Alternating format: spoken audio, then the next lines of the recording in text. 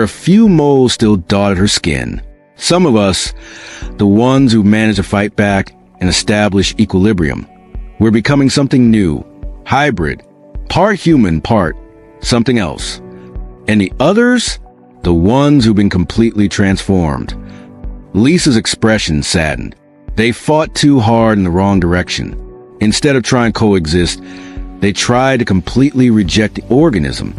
And when you completely reject something that's already integrated into your cells, into your DNA, you reject yourself too. They're lost, Dr. Chen. Not dead, but not really alive either. Trapped in a state between. Sarah thought of Tom Bradley, lying motionless in his hospital bed, transformed beyond recognition. Was there any hope for people like him? Is there a way to help them? She asked. I don't know, Lisa admitted. Maybe, if we can find a way to bridge the gap to help both consciousnesses learn to share space.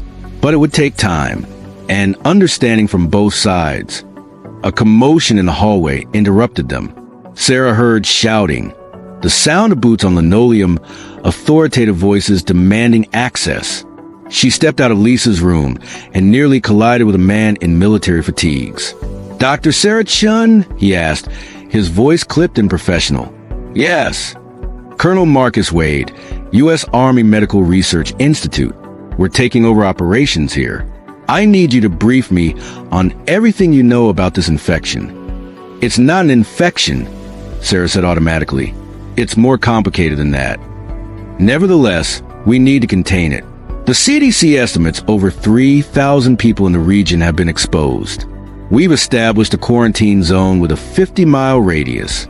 No one enters or leaves until we understand what we're dealing with. 3,000 people. Sarah felt the weight of that number settle on her shoulders. 3,000 lives hanging in the balance. Colonel, I've been working with these patients for hours.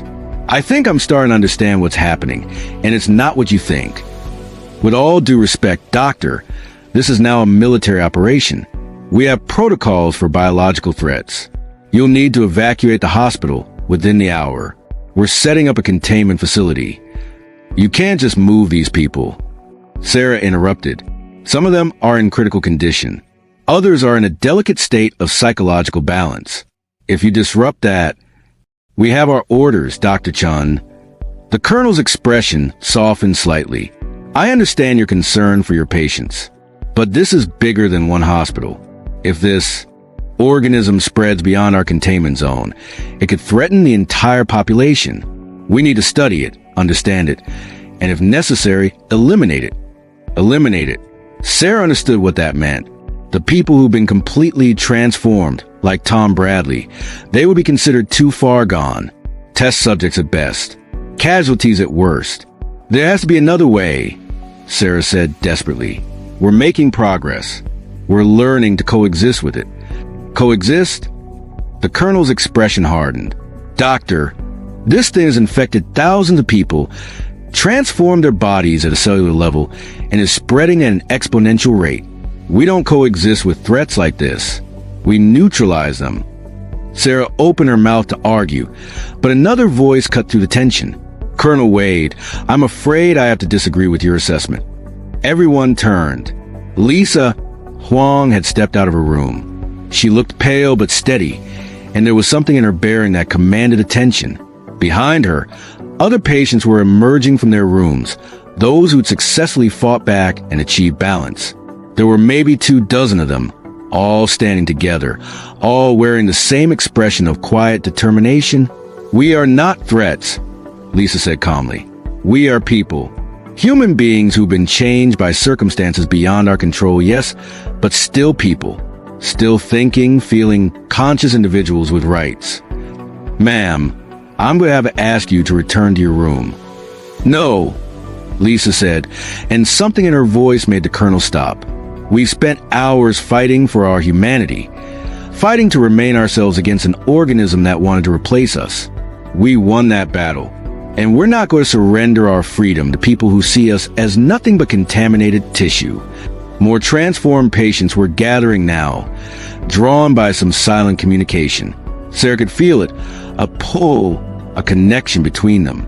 They were linked somehow, sharing thoughts or emotions across the network Lisa had described. We're connected, Lisa continued. All of us who've achieved balance. We can feel each other, understand each other, and through the organism, we can feel its nature, its needs, its fears. It's terrified, Colonel. Terrified of being destroyed, of being sealed away in darkness again.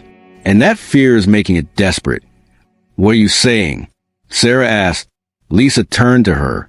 I'm saying that if the military tries to eliminate the organism by force, it will fight back. And it's in thousands of bodies now. It could trigger a mass transformation, forcing complete integration in every host simultaneously. Everyone infected would end up like the ones who've been fully taken over.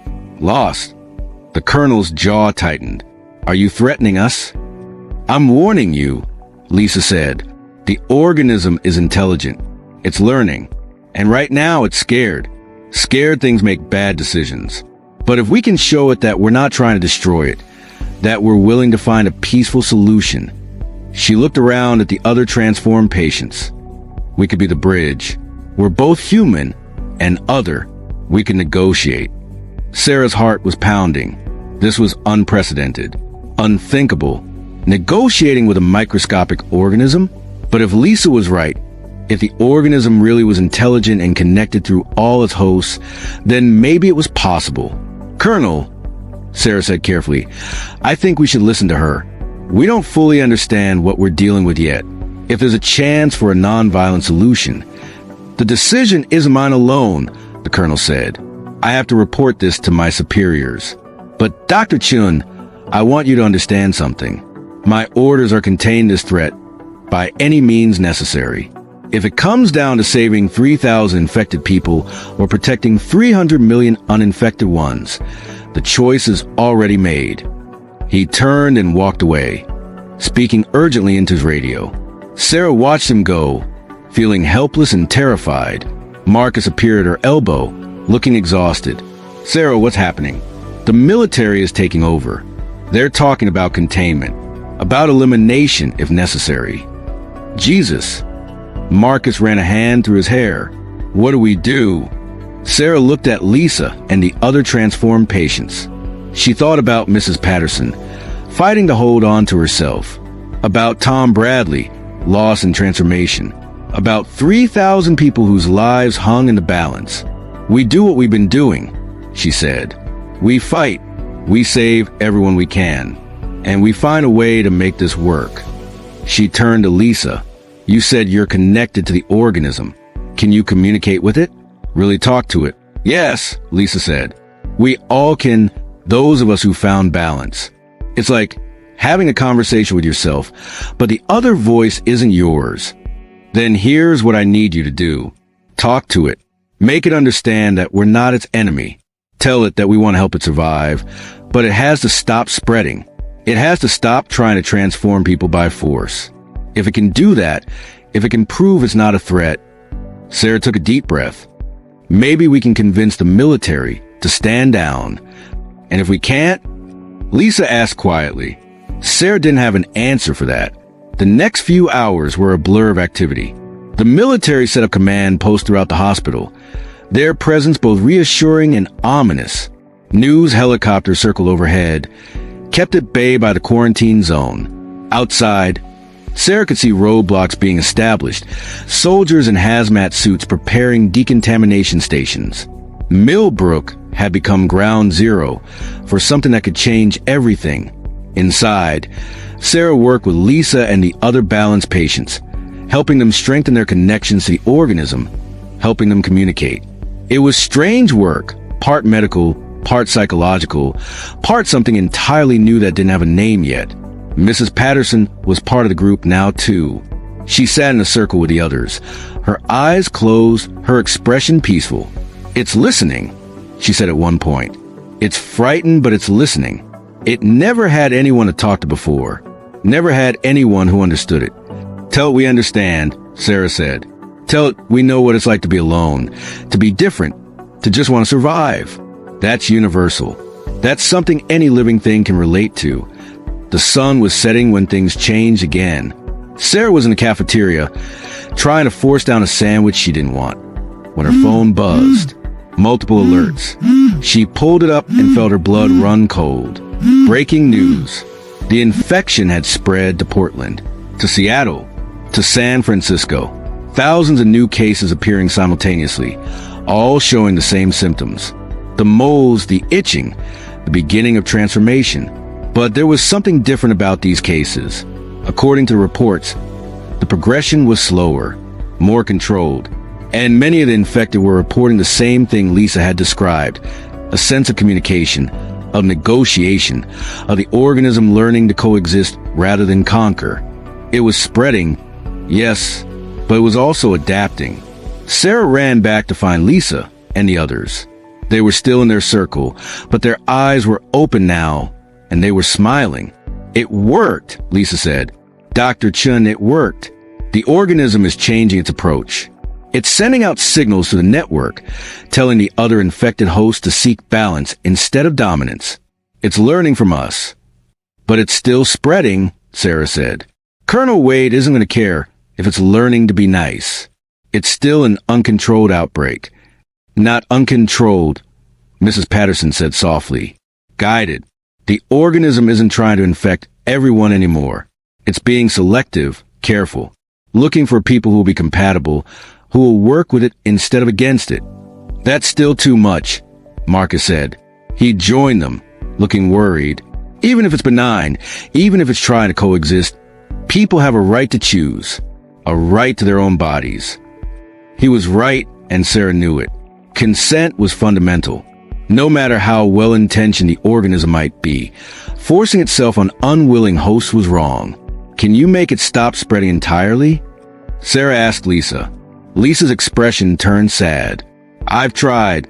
We all have. But Sarah, it's terrified of being alone again, trapped in the dark, buried away from everything living. It needs hosts to survive, to exist in any meaningful way. Asking it to stop spreading completely is asking it to accept extinction. So what do? Sarah asked. How do we balance this need to survive against our right to bodily autonomy? Silence. No one had an answer. Then a new voice spoke up. Maybe we don't have to choose. Everyone turned. A young man had entered the room. One of the military medics who'd arrived with Colonel Wade. He was pulling off his gloves, and Sarah could see dark moles on his hands. "I've been infected," he said calmly. "Happened about 2 hours ago, during a patient examination. I should have been scared. Should have gone straight to decontamination. But..." He looked down at his hands. I could feel it asking. Not taking, not forcing. Asking, like it was knocking on a door, waiting for permission to enter. "And you let it in?" Sarah asked, astonished. "I did. I'm a medic. I've seen terrible things, patched up people in war zones, watched friends die. I'm not easily scared. So I let it in and I talked to it. And Dr. Chen, it's not what everyone thinks. It's not malicious. It's just alive, trying to survive the only way it knows how." He held up his hands, showing the moles. This could be the future. Not forced infection, not unwilling transformation, but voluntary symbiosis. People choosing to join with this organism to become something new. And those who don't want to, they stay themselves completely human. And we find other ways for the organism to survive. "What other ways?" Marcus asked skeptically. The medic shrugged. "I don't know yet. Maybe we can culture it, give it a way to exist without requiring human hosts. Maybe we can establish a population of volunteers large enough that it doesn't need to keep spreading. The point is, we have options. But only if we stop treating this as a war and start treating it as a negotiation." Sarah felt something shift inside her, a glimmer of possibility. Maybe this didn't have to be a tragedy. Maybe it could be something else entirely. An evolution, a new chapter in human history. But even as hope bloomed in her chest, reality crashed back down. Colonel Wade burst into the room, his expression grim. "Dr. Chen, I need you to come with me. Now." "What's wrong?" "Everything. The infection has reached major population centers across the West Coast. The CDC estimates over 50,000 infected nationwide as of an hour ago. The president is considering declaring a national emergency. He looked around at the gathered patients. And my superiors are authorizing extreme containment measures. Starting here. What kind of measures? Sarah asked, though she already knew. The kind we hope we never have to use. Wade said quietly. You have 12 hours to evacuate everyone who can be evacuated. Everyone else. He didn't finish. Sarah understood. Everyone else would be sterilized along with the containment zone, eliminated to prevent further spread. You can't do this, she said, her voice shaking with anger and fear. These are people, human beings. You can't just murder them because they're infected. I don't want to, Wade said, and she could hear the genuine anguish in his voice. I have a wife and kids out there. I'm trying to protect them. But if you have a better solution, Dr. Chen, I'm all ears. Because right now, the organism is doubling its infection rate every 6 hours. By this time tomorrow, it could be 1 million people. By next week, tens of millions. We have to stop it while we still can. We can stop it, Lisa said, standing up, but not with violence. Give us time. Give us a chance to convince it to halt the spread voluntarily. 24 hours. That's all we need. I have 12 hours, Wade said flatly. That's what my orders give me. 12 hours to contain this, or... He looked away. Then we'll do it in 12 hours, Sarah said, making the decision without thinking. Lisa, you and the others talk to the organism. Make it understand what's at stake. Make it stop spreading. Now! Lisa nodded and turned to the other balanced patients. They joined hands, forming a circle, their eyes closing as they concentrated.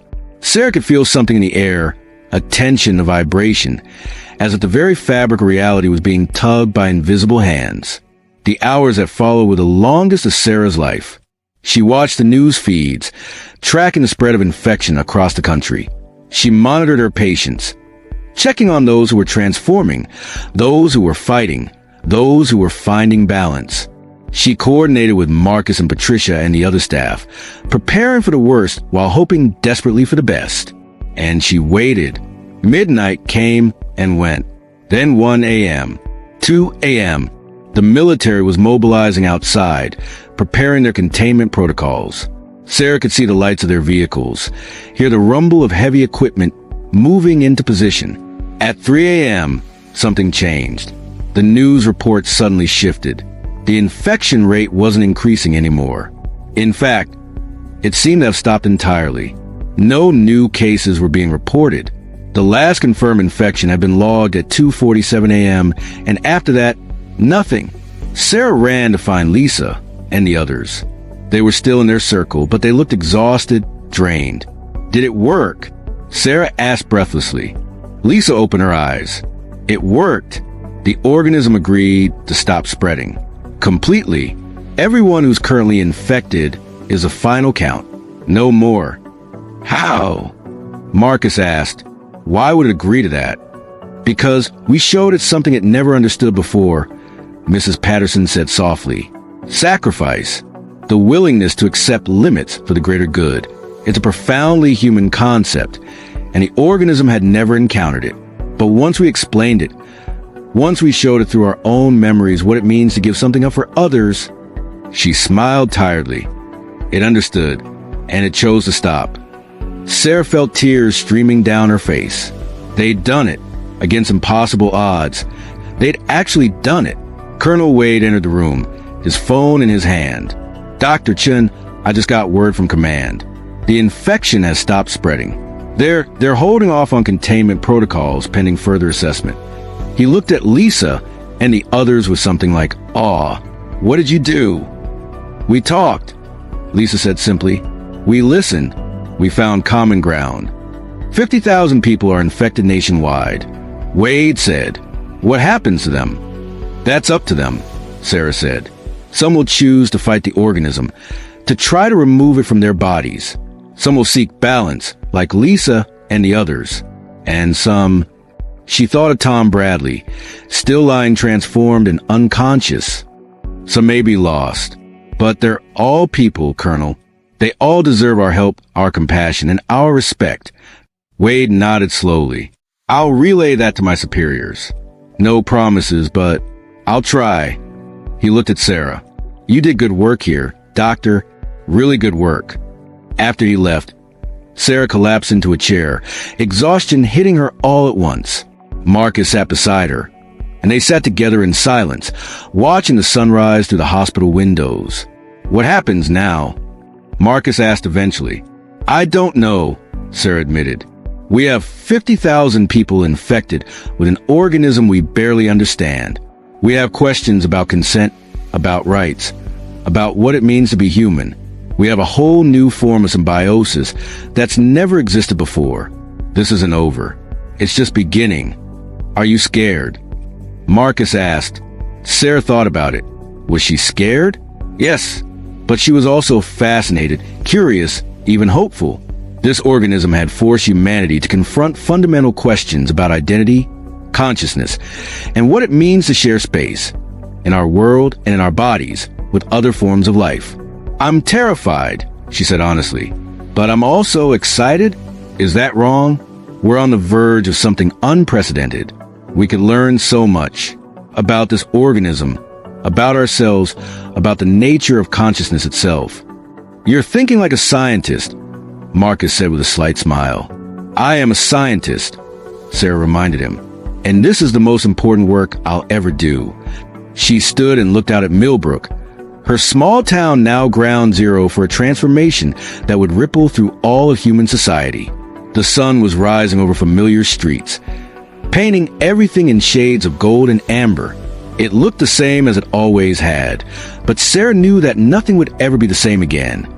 Somewhere in this town, Mrs. Patterson was learning to coexist with something ancient and alien. Lisa Huang was bridging the gap between two forms of consciousness. Tom Bradley was trapped in transformation, possibly forever changed. And Sarah Chen was standing at the threshold of a new era, watching humanity take its first uncertain steps into a future no one could have predicted. She touched her own arm, checking her skin as she'd been doing obsessively for hours. Still clear. Still unmarked. She was one of the lucky ones, or perhaps the unlucky ones, depending on how you looked at it. She would remain completely human, unconnected to the network, unable to feel what Lisa and the others felt. But that was okay. Someone needed to stay outside, to observe, to study and document, and help bridge the gap between the transformed and the unchanged. Sarah took a deep breath and turned back to the hospital. She had patients to check on, data to analyze, a world to help navigate through the strangest medical crisis in human history. The work was just beginning. 6 months later, Dr. Sarah Chen stood at the podium in the lecture hall, looking out at hundreds of faces, medical students, researchers, government officials, and a handful of the transformed themselves, identifiable by the faint, dark marks still visible on their skin. 6 months ago, she began, Millbrook became the epicenter of what we initially called an infection. Today, we understand it as something far more complex. The organism, which we've officially designated as Symbios millbrookensis, has fundamentally changed our understanding of consciousness, identity, and human potential. She clicked to the next slide, showing data on the transformed population. Of the 50,000 initially infected, 42,000 have achieved stable symbiosis. They report enhanced cognitive abilities, stronger immune systems, and a persistent connection to others in the network. They're happy, healthy, and fully themselves, just more. Another click. 6,000 chose to undergo the experimental removal procedure. It's risky with a 40% failure rate. But for those who succeed, they return to being entirely human. That choice is their right, and we support it completely. A pause. The next number was harder. 2,000 remain in the transformed state, like Tom Bradley, our first case. They're alive but unresponsive, neither fully human nor fully other. We're still working on ways to help them. We won't give up. Questions came rapid fire after her presentation, about safety protocols, about the organism's long-term intentions, about whether new people could voluntarily join the network. Sarah answered them all as honestly as she could, but there was so much they still didn't know. After the lecture, Lisa Huang found her in the hallway. Good speech, Lisa said. She looked healthy, happy even, The network had been good to her, though you didn't mention the new developments. What new developments? Sarah asked warily. Lisa smiled mysteriously. Come to the research facility tomorrow. There's something we want to show you. Something beautiful. Sarah watched her walk away, moving with a grace that was almost but not quite human. And she wondered, not for the first time, what else was waiting to be discovered. What other surprises the organism had in store. The future was uncertain, terrifying, extraordinary. And Sarah couldn't wait to see what came next. The story continues. What happens when humanity and something ancient learned coexist? What rights do the transformed have? What responsibilities? And deep beneath Millbrook, in those sealed caves where it all began, what else might be waiting in the darkness? The symbiosis has only just begun. The real questions are still to come. Will you be ready when the moles start moving? Have you checked your skin lately? If you notice something strange, a new mark, a deep itch, a sense of connection to something you can't quite name, would you fight it? Or would you let it in? The choice may not be yours for much longer. Stay vigilant, stay human, or don't. The future is being written one body at a time, and soon it may be your turn to choose what side of evolution you want to be on. The network is growing, the transformation is spreading, and in the dark places of the world, ancient things are waking up. End of part 1.